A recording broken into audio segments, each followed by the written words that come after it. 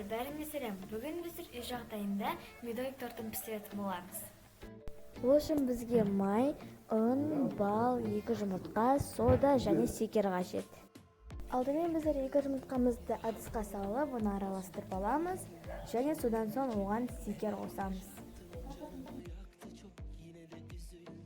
Міне біз қазір оған шекер қостық және оны дұрыстап араластырамыз. Шекер қосқаннан кейін біз оған 2 немесе 3 қасық бал саламыз.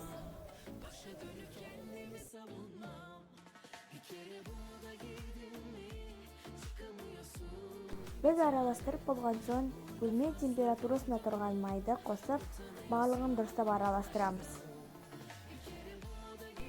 Кейін оған 1 қасық ас содасын салып, барлығын ұнмен араластырамыз. Ұн қолға жабыстырмау керек.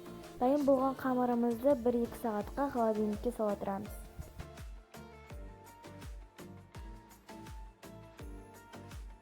Достар, міне біздің тестіміз дайын болды. Енді осына пергамент қағаздарына оны саламыз. Міне мен осы жайып жатырмын. Міне осылай осыншалықты жұқа болса жарайды. Яғни одан қатты қалың болмау керек. Және оның жан-жақтары әдемі болуы тиісті емес, яғни оны дұрыстап өлшеп алуға болады. Және мен қазір екінші жайып деп жатырмын. Мен жасаған банағы тесталардан міне осындай 7-8 солай шықты. Міне 4, 6, міне 8 шықты.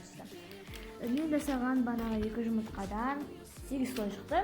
Және оның ортасында тағы кремдері бар, және жақсы болып шығады.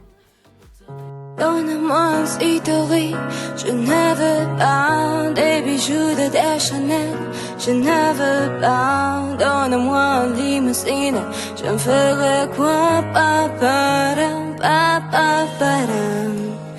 Offre-moi du pain. Біз әркөжіні 2 немесе 5 минуттан пісіріп аламыз, 220 градуста.